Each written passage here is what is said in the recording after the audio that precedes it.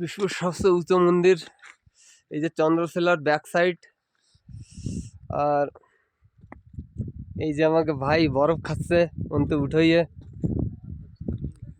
যত বি পাহাড় আছে সব আমাকে তো নিচে।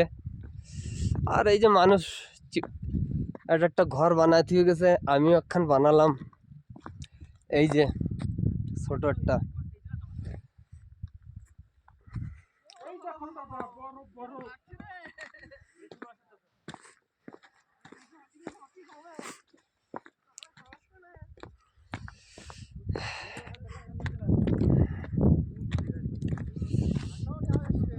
ওখানে আরেকটা মন্দির বানানে, ওইটা অল্প একটু নিচে।